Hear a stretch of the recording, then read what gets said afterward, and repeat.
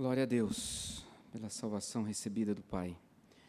Nós estamos com uma série de mensagens, o que cremos, como vivemos, exposição na carta do apóstolo Paulo aos Efésios. Eu peço que você abra a sua Bíblia, carta de que Paulo escreveu aos Efésios, capítulo de número 3. Nosso objetivo tem sido entender, aprender, crer, para que isso determine o nosso viver. Aquilo que forma o nosso conjunto de crenças determina a resposta que nós damos ao viver nesse mundo. Aquilo que eu e você sabemos a respeito de Deus e de nós mesmos acabará definindo como nós vivemos. E na Bíblia nós encontramos a orientação segura, certa, preparada pelo próprio Deus para como nós, eu e você, como a humanidade criada, deve viver. Tenho insistido para você ler a carta de Paulo aos Efésios, para que você também traga a sua Bíblia impressa, fica muito mais fácil da gente folhear e você ver o todo. E se você não ouviu as mensagens anteriores, você pode tanto ir no canal no YouTube, IPBSB Áudio e Vídeo, ou baixar o nosso aplicativo, tanto para iOS quanto para Android, e todas as mensagens estão lá disponíveis. Antes de nós refletirmos no texto de hoje, que é o capítulo 3, versos de 1 a 13, eu quero fazer uma breve recapitulação, porque já tem 2 domingos, do que foi a última mensagem do capítulo 2. Capítulo 2, versos de 11 a 22. Ali, Paulo apresentou o seu entendimento sobre o passado e o presente de judeus e gentios. O objetivo de Paulo era chamar a atenção do que era o passado, do que foi o passado e do que se vivia no presente. No passado, todos estavam separados de Jesus Cristo, separados de Deus, mortos em seus delitos e pecados, não tinham esperança, não estavam com Deus, estavam separados, inclusive, como homens gentios e judeus. Qual que era o presente, então, quando Paulo escreve a carta? O presente agora, por causa da graça que os alcançou, agora eles estão unidos a Cristo. E por causa disto, unidos um com o outro. A parede, o muro que separava judeus e gentios foi quebrado, e eles agora são um só povo, uma família, a igreja de Jesus Cristo. E ao trazer à memória o passado para enaltecer o presente, Paulo nos ensina a trazer à memória aquilo que nos dá esperança. Alimentar a mente todos os dias com o Evangelho do nosso Senhor e Salvador Jesus Cristo é que vai gerar verdadeira gratidão. E um coração grato é que expressa a verdadeira adoração. Esse era o objetivo de Paulo nesses versos. Eu convido você a acompanhar a leitura, Efésios 3, versos de 1 a 13, o texto da nossa reflexão nessa noite. Por esta causa eu, Paulo, sou o prisioneiro de Cristo Jesus. Por amor de vós, gentios, se é que tendes ouvido a respeito da dispensação da graça de Deus, a mim confiada para vós outros.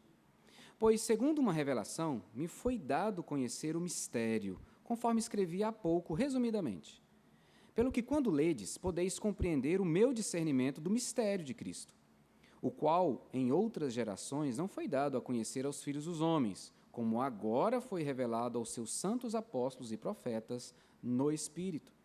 A saber, que os gentios são co-herdeiros, membros do mesmo corpo e coparticipantes da promessa em Cristo Jesus por meio do Evangelho, do qual fui constituído ministro, conforme o dom da graça de Deus, a mim concedida, segundo a força operante do seu poder.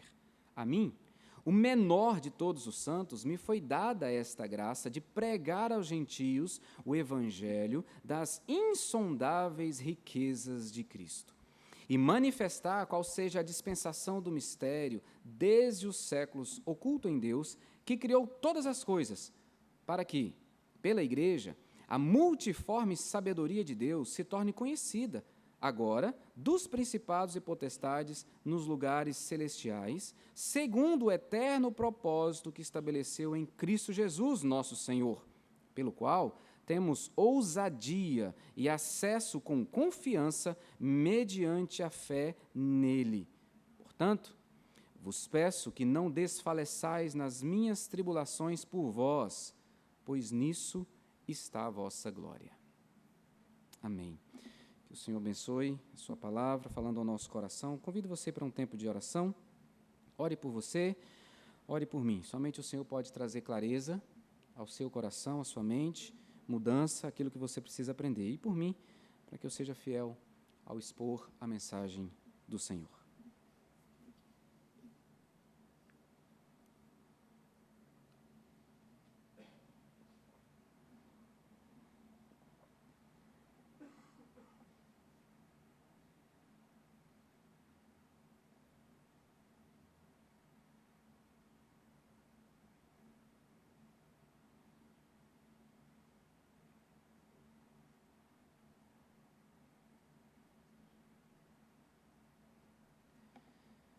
Ó Espírito Santo, abra o nosso entendimento para ouvirmos o Teu ensino nessa noite.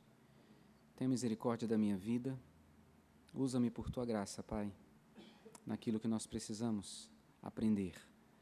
E te pedimos, Senhor, conduza-nos de forma que não apenas entendamos, mas vivamos, a partir do Teu poder em nós, essas verdades aprendidas.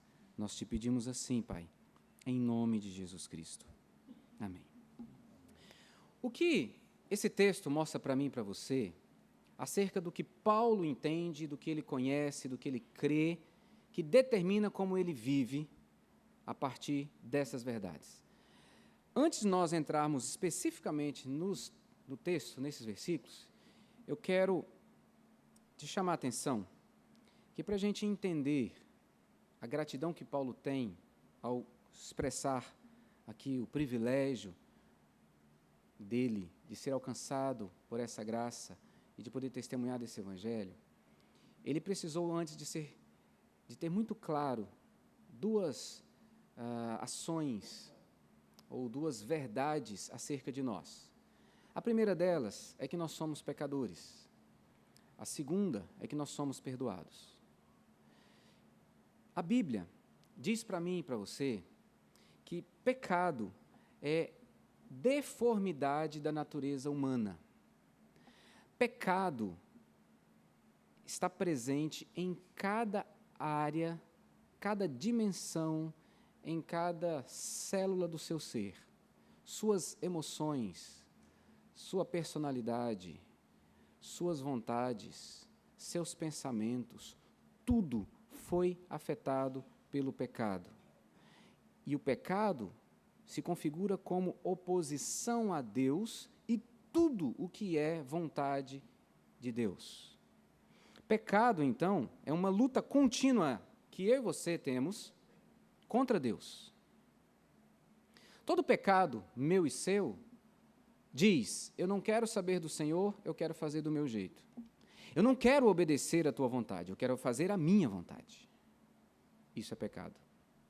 E todos nós fomos afetados porque já nascemos, já está no nosso DNA, por causa da herança que recebemos de Adão e Eva. Certa vez ouvi de um pastor que pecado é usar a graça de Deus contra o Deus da graça. Pecar é usar a graça de Deus contra o Deus da graça. Deus me dá a visão, me dá condições de enxergar, e eu uso isso para pecar com lascívia ou cobiça. Deus me dá acesso à tecnologia, e eu uso isso para buscar pornografia. Deus me dá recursos, me dá dinheiro, finanças, provê minhas necessidades e me dá além disso. E eu uso isso para ostentar, para usar como vaidade. Deus me dá inteligência. E eu uso isso para chamar os holofotes para mim, para a minha glória. Deus me dá uma capacidade mais sensível para buscá-lo. Me dá condições de ter mais tempo de oração. Me santifica por sua graça. E aí eu acho que eu sou mais santo e melhor que os outros. E trato os outros de forma humilhante ou indiferente. Nós somos pecadores. Eu e você. Essa é uma realidade. Nós somos pecadores. Ser humano é pecador. Essa é a primeira verdade. A segunda verdade, quando a gente olha para Paulo aqui, é que ele expressa uma gratidão sem medida por causa do perdão que ele recebeu desse pecado. A libertação que ele recebeu de Deus da escravidão desse pecado. Gratidão é algo que, assim, meio complexo para a gente definir. Então, vamos pensar um pouquinho juntos aqui. Para você ser grato, é necessário que você tenha uma necessidade e seja suprido nessa necessidade. Então, pensa comigo. Se você acha que merece algo, é difícil, quando você recebe aquilo, você ficar grato. Não é tão simples eu e você agradecermos todos os meses quando o dinheiro cai na conta do salário. Porque a gente entende que aquilo é um ressarcimento de um trabalho que eu prestei. É apenas a remuneração do meu esforço. Então, eu mereci aquilo. Então, é mais difícil a gente lidar com gratidão pensando assim. Agora, se você quer uma coisa muito, você quer muito essa coisa, e você não tem a menor condição de obter isso que você tanto quer, e você recebe isso de alguém gratuitamente, aí você é grato. Você, puxa vida, eu queria tanto isso, e agora eu ganhei. Mas a gratidão de Paulo ainda não é essa. Aquilo que você deseja, aquilo que você quer muito, e que você não tem condições de obter, você chega até mesmo a ficar desesperado e ansioso para conseguir, mas você não tem como conseguir. E mais, o que você merece é exatamente o contrário daquilo que você quer. Quando você recebe isso, aí não tem nem palavras para expressar que tipo de gratidão é essa. O pecador, ele ofende ao Deus santo que o criou para viver no relacionamento com ele. Todo pecado meu e seu ofende a Deus. Por causa disso, dessa ofensa, o que eu e você merecemos é desprezo, é ódio, é ira, é indiferença. E sabe o que nós recebemos quando cremos em Cristo? Graça, perdão, aceitação, acolhimento, amor, provisão. Então, Paulo é grato porque ele tem isso muito claro na mente dele. Eu merecia desprezo, ódio, indiferença. No entanto, o que é que eu recebi? Amor, aceitação, cuidado. Então, eu quero pensar com você no capítulo 3 sobre os privilégios da graça. E eu vou destacar apenas 2, que Paulo mostra para a gente aqui. O capítulo 3, na sua primeira metade, que nós vamos refletir hoje, trata do plano de Deus para a salvação do ser humano. Paulo foi alguém alcançado por essa graça. Capítulo 2, verso 9, verso 8. Porque pela graça sois salvos mediante a fé, e isso não vem de vós, é dom de Deus. Paulo foi alcançado por essa graça. Qual que era o estado de Paulo? Capítulo 2, verso 1. Estava morto em seus delitos e pecados. Paulo, que foi alcançado por essa graça, entende, então, como um tremendo privilégio pertencer à família da fé e testemunhar desta verdade. Ele sabe que existe um plano maravilhoso de Deus, de redimir um povo para si, e ele faz parte desse povo e parte daqueles que vai testemunhar acerca desse plano. Perceba comigo que Paulo é um homem de oração. Essa talvez seja a carta onde mais Paulo ora. E quando você lê comigo no verso 1 do capítulo 3, por esta causa muitos dos comentaristas vão dizer que Paulo aqui está começando uma oração. Veja comigo o verso 14 do mesmo capítulo 3. Por esta causa me ponho de joelhos diante do Pai. Aqui sim, está muito claro que ele está fazendo uma oração, ou que ele vai fazer uma oração. Parece-nos que quando ele começa no verso 1, é como se ele, por esta causa ele vai orar, vai falar que vai orar pelo povo de Éfeso, quando ele faz uma pequena digressão, para depois, no verso 14, ele voltar e então claramente dizer pelo que ele está orando. Paulo é um homem constrangido pelo amor dessa trindade. No capítulo 1, ele fala e mostra o Pai, o Filho e o Espírito Santo. Aqui, de novo, se você seguir comigo, no verso 1, ele fala de Cristo. No verso 2, ele fala de Deus, que é o Pai. No verso 5, ele fala do Espírito. Paulo quer deixar claro que a trindade deve ser exaltada e ela está envolvida nesse plano maravilhoso de salvação do ser humano. Então, Paulo deixa claro a sua compreensão acerca dos privilégios recebidos gratuitamente da parte de Deus para nos mostrar como isso define o seu jeito de viver. E meu desejo, meu irmão, minha irmã, você que ouve, você que vai ouvir essa mensagem gravada depois, é que da mesma forma essas verdades inundem o seu coração e determine como você vai viver para a glória de Deus. O primeiro privilégio que chama a atenção é o privilégio da salvação.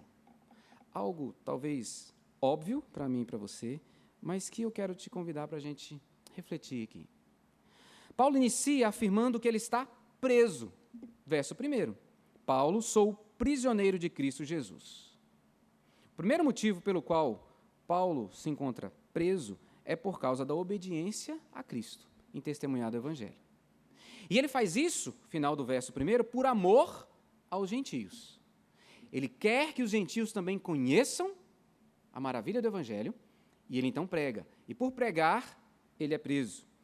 Preso por causa da obediência, preso por causa do amor a Jesus Cristo, mas também aos gentios. Agora veja, quando ele diz, sou prisioneiro de Cristo Jesus, em nenhum momento Paulo expressa ressentimento, expressa raiva ou revolta, porque ele confia no amor desse Jesus Cristo, que foi preso, que foi colocado numa cruz, que morreu por causa dele, para dar vida a ele.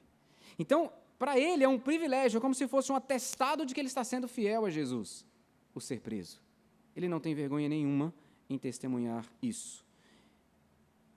E muito menos porque ele sabe que, ao ser preso por pregar o Evangelho, os gentios estão sendo alcançados pelo poder desse Evangelho. Ele prega o Evangelho.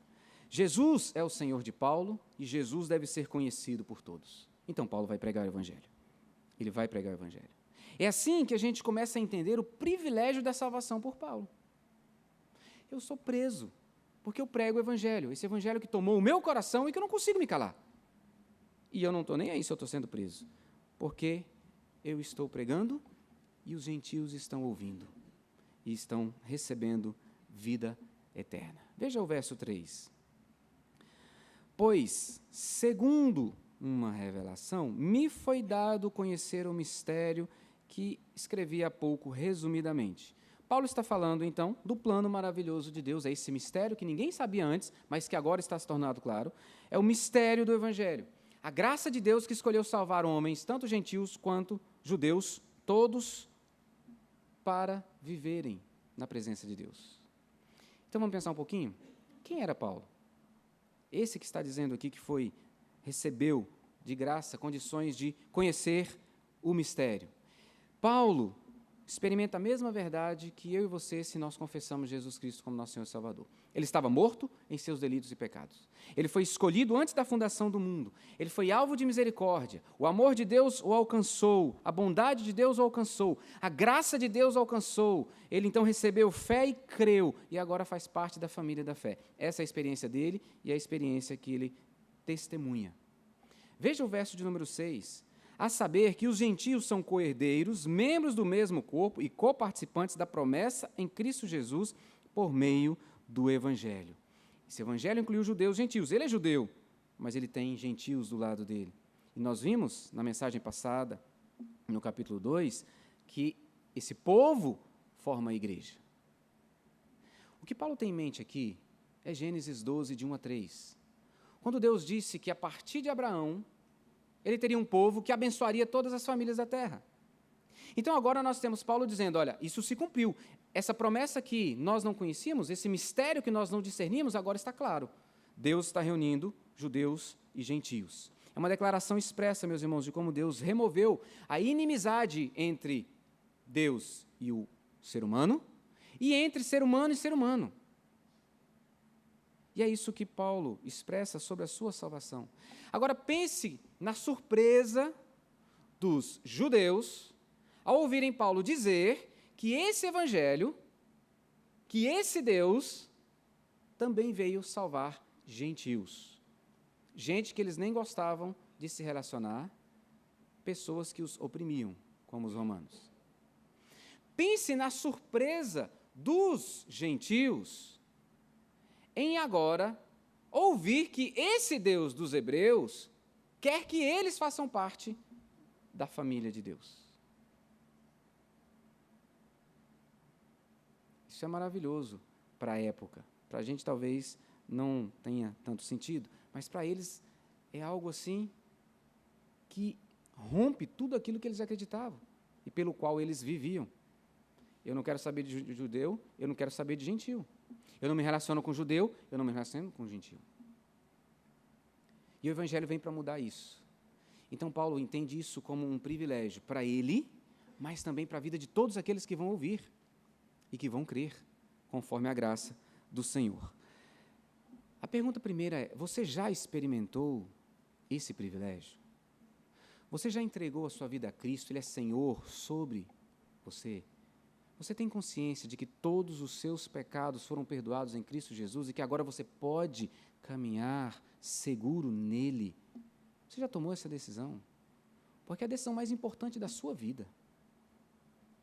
E uma vez tendo tomado essa decisão, você agora passa a viver para cumprir a vontade de Deus e não mais a sua. E esse é um privilégio da salvação. Porque o pecado que gera a morte agora foi anulado. E você recebe vida e vida eterna, para viver eternamente. Meus irmãos, essa verdade tem que inundar o nosso coração todos os dias. E trazer alegria ao nosso coração, nos emocionar quando cantamos isso. Que a luz do mundo veio, e iluminou aquilo que era pura treva, e nos fez enxergar o seu grande amor. Esse é o primeiro privilégio de Paulo. Ele foi salvo, e sabe que aqueles que ouvem o Evangelho, que serão salvos, também desfrutarão desse mesmo privilégio. Porque não há mérito nenhum nele, como não há em nenhum de nós. Veja o verso de número 8, o menor de todos os santos. Ele sabe que ele não tem nada nele mesmo. O verso de número 7, conforme o dom da graça de Deus. Graça é favor imerecido. Esse é o primeiro privilégio. Para você que já desfruta dessa vida eterna em Cristo Jesus, que já recebeu salvação completamente de graça, isso deve encher o seu coração e te levar a viver em adoração a sua vida. Não é cantar o tempo todo, é ser santo na presença de Deus. Mas para você que ainda não fez essa decisão, que não entregou a sua vida a Cristo, o privilégio está às portas, te convidando a entregar a vida ao Senhor. O segundo privilégio é o privilégio da comissão. Paulo foi salvo e sabe que foi salvo recebendo de Deus uma responsabilidade, um privilégio. Ele agora tem que anunciar, testemunhar o plano maravilhoso de Deus de redimir um povo, por onde ele for, a todas as pessoas, inclusive os gentios. Ele é comissionado por Deus. Ele recebe um mandato de Deus, que é mais do que simplesmente uma ordem, um mandamento. Porque o mandato é a autoridade e o poder para cumprir aquilo que ele recebeu. E ele tem condições disso, não por causa dele mesmo, e a gente vai ver no texto. Acompanhe comigo. No verso 2, ele diz que a mim foi confiada. No verso 7, ele diz, conforme o dom da graça de Deus, a mim concedida. Verso 8. A mim, o menor de todos os santos, me foi dada essa graça de pregar aos gentios o evangelho das insondáveis riquezas de Cristo. O primeiro aspecto aqui para a gente é que ele foi comissionado a quê? A pregar o evangelho. Foi dado a ele. Foi confiado a ele. E ele tem que fazer. E ele vai fazer, não por obrigação, mas pelo privilégio que é falar dessa maravilha.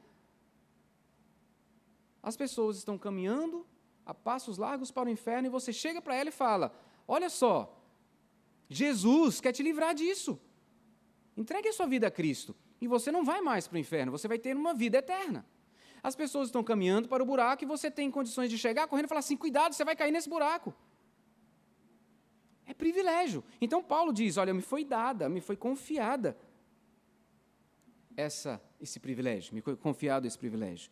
Essa expressãozinha dispensação, que vai se repetir no verso 2, e depois embaixo também, diz respeito à capacidade que lhe foi dada de administrar como mordomo, administra os bens do seu Senhor, ele administrar aquilo que não é dele. Então o evangelho não é dele, o evangelho é do Senhor que ele tem que pregar e anunciar.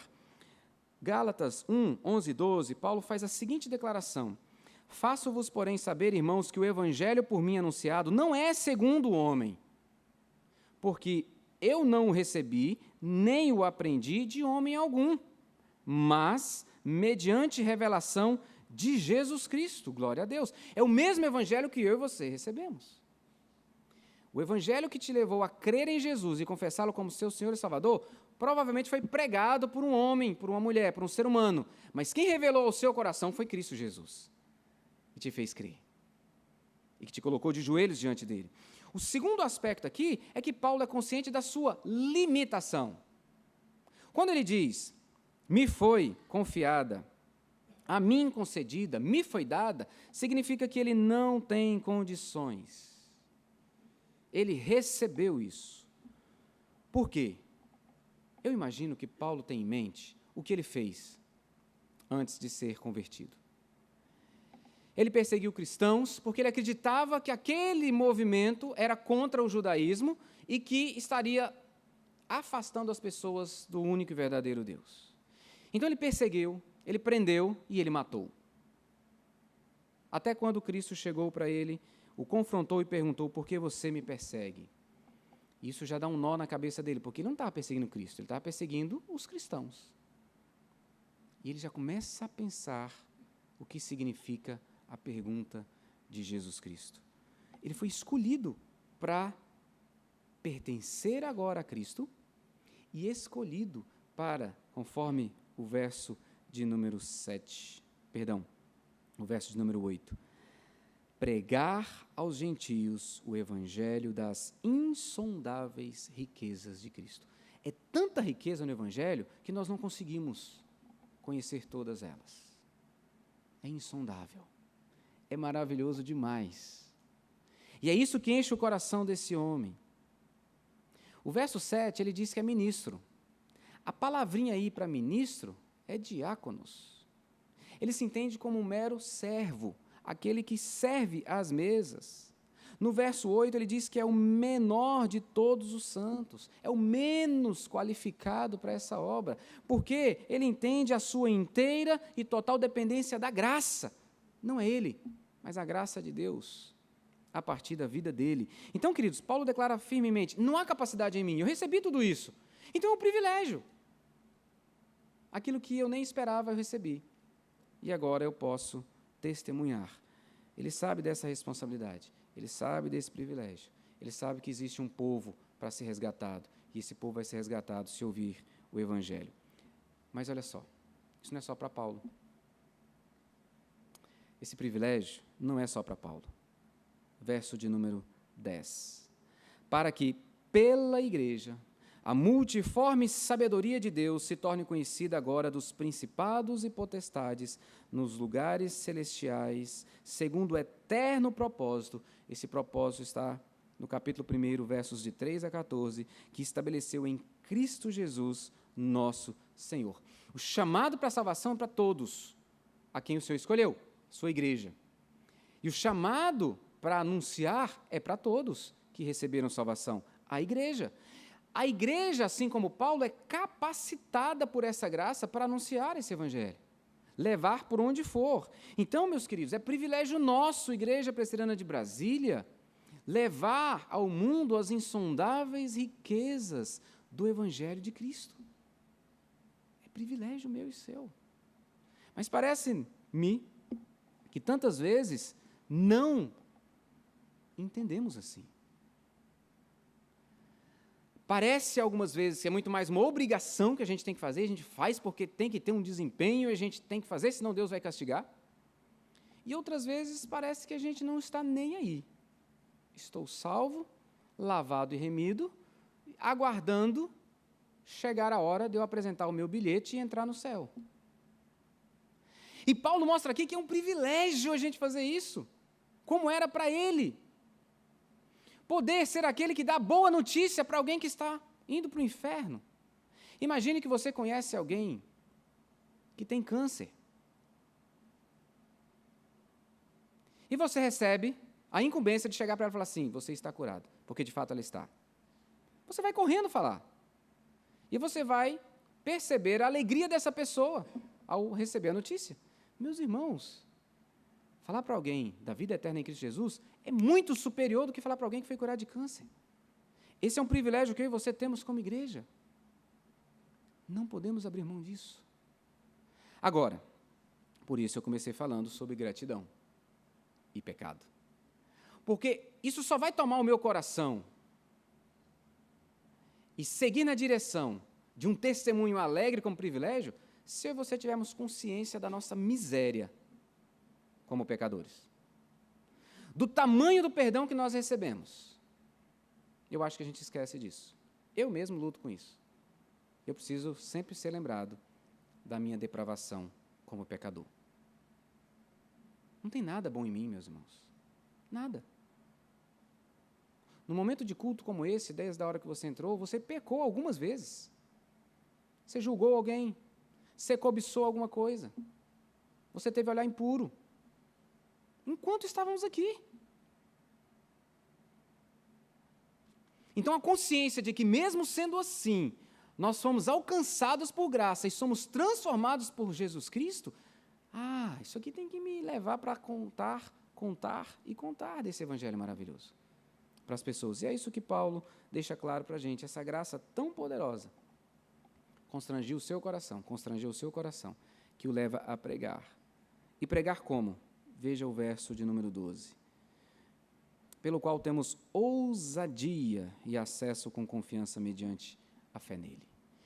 A graça é tão poderosa que dá ousadia e confiança, porque não confiamos em nós, confiamos naquilo que Jesus Cristo irá fazer. Como Paulo fecha essa sessão? Portanto, bem, diante de tudo que eu disse para vocês, do privilégio de ter sido salvo, o privilégio de poder testemunhar dessa salvação, desse plano maravilhoso de Deus, das insondáveis riquezas de Cristo, eu quero pedir uma coisa para vocês. Vos peço, não desfaleçais nas minhas tribulações por vós, pois nisso está a vossa glória. O que Paulo está dizendo aqui? Meus irmãos, ele está dizendo, olha, não desanimem.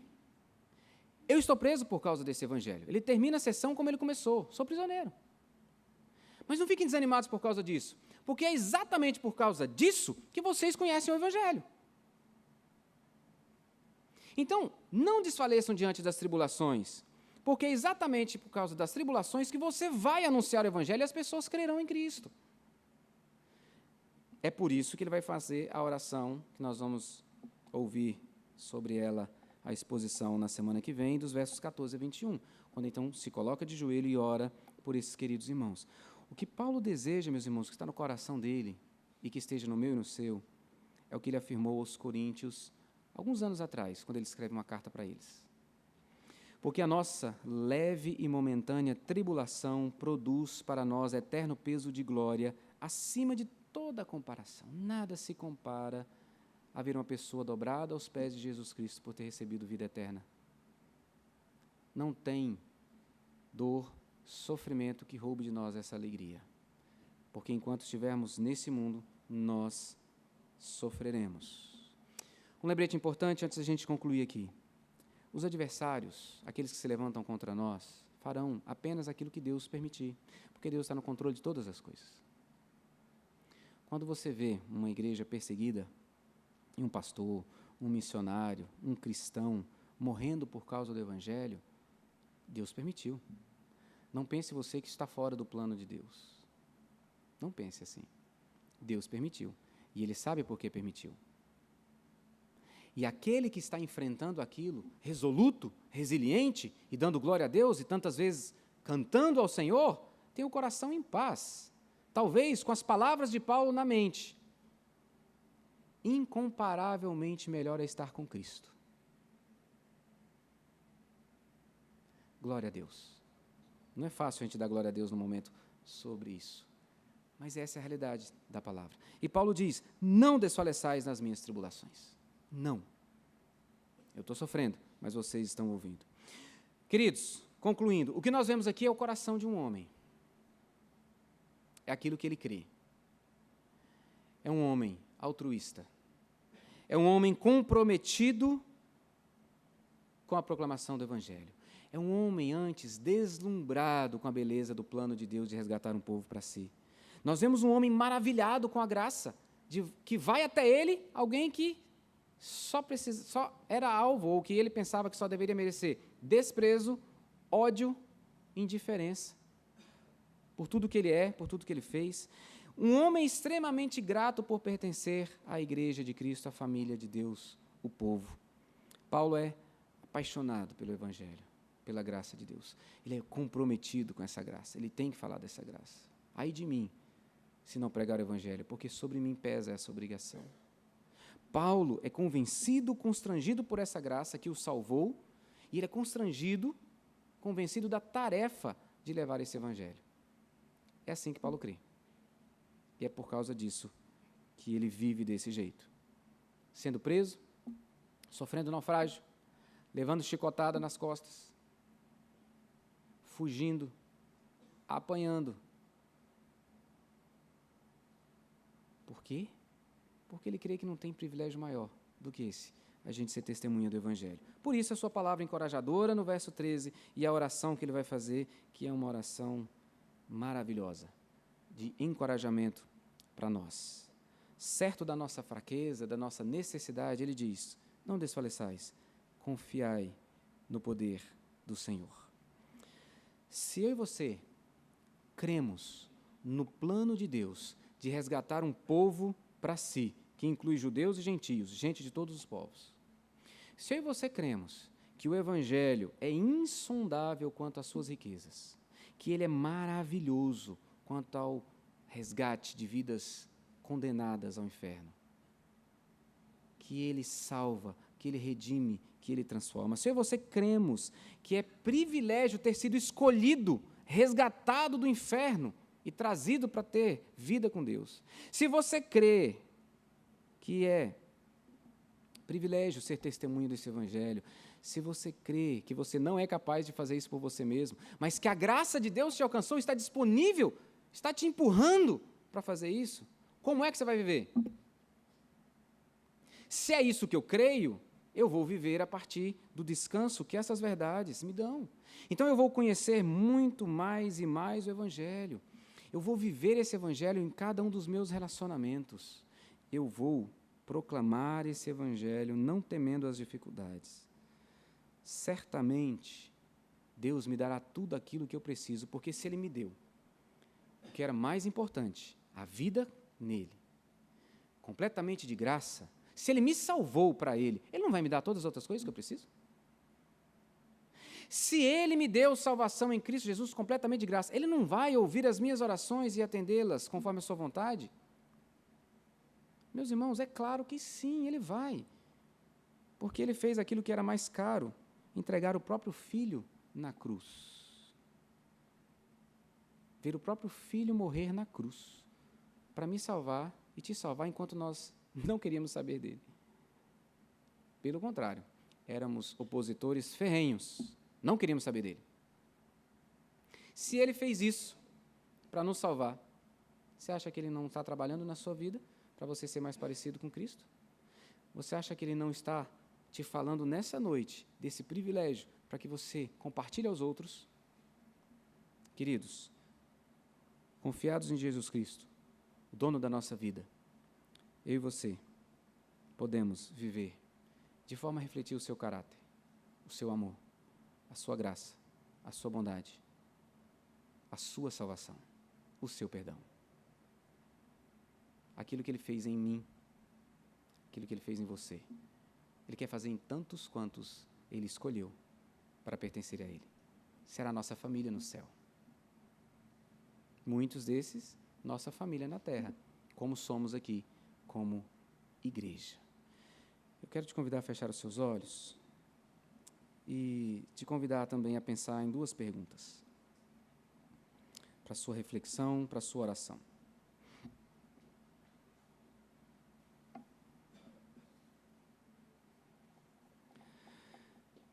Quanto na sua vida ser salvo, alcançado por Cristo, pela sua graça, e ser comissionado para enviar, para testemunhar desse Evangelho, é visto por você como um privilégio?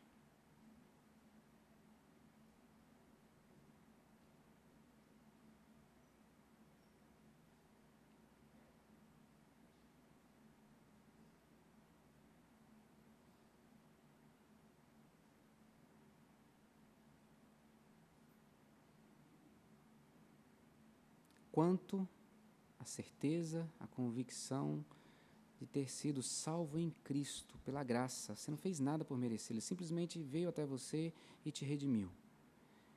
E agora te dá condições, capacitação de falar para os outros disso, anunciar aos outros para que eles também experimentem graça. Quanto disso é visto por você como privilégio?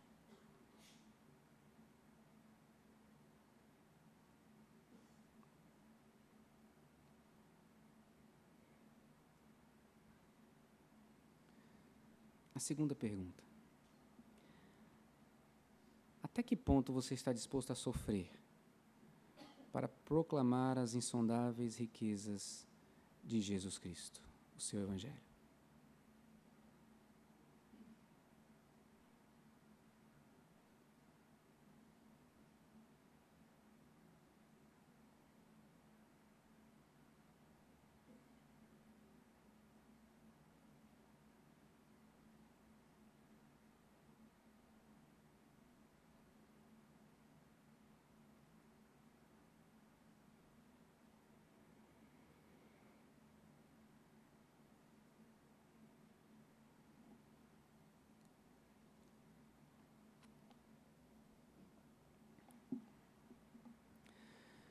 Agora uma pergunta para você, que talvez esteja aqui, ou me ouvindo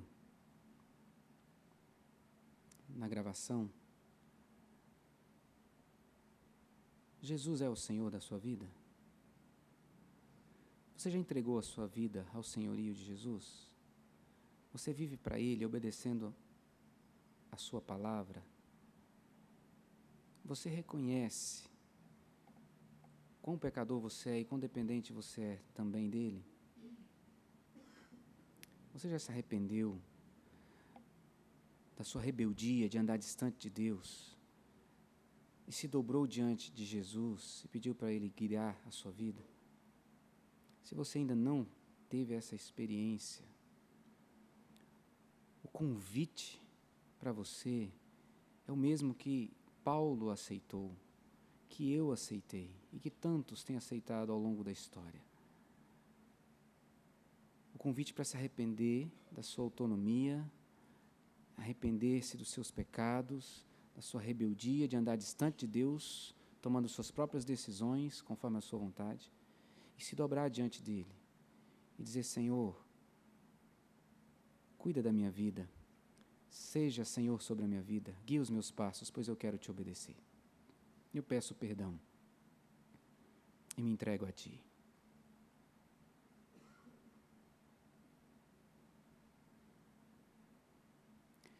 Senhor, nossa primeira oração é: perdoa-nos, porque não temos enxergado as insondáveis riquezas do Evangelho de Jesus Cristo como um privilégio. É quase como que nós merecêssemos isso. É como se fosse apenas um ressarcimento ao nosso trabalho. Perdoa-nos, Pai. É privilégio, é graça. Nós recebemos e nunca vamos conseguir agradecer o suficiente. Não tem como. A nossa dívida era impagável. Como pagar uma dívida cujo valor é a própria morte? Obrigado porque Cristo morreu no nosso lugar. Pai, ajuda-nos a caminhar em adoração sincera, a uma gratidão que inunde o nosso coração, nos conduzindo a uma adoração verdadeira, contínua. Deus, tome aqueles a quem o Senhor falou através dessa mensagem, para que sejam filhos e filhas, homens e mulheres, transformados pelo poder do Evangelho, com seus nomes escritos no livro da vida, parte da família da fé, e possam desfrutar desse amor maravilhoso do Senhor. Faz assim, Pai, transforma-nos como igreja, que saiamos daqui encorajados a testemunhar desse maravilhoso, esse privilégio, como Paulo, privilégio da salvação, privilégio da comissão. Assim seja na minha vida, na vida dos meus irmãos, para a glória do Senhor. Amém, Pai.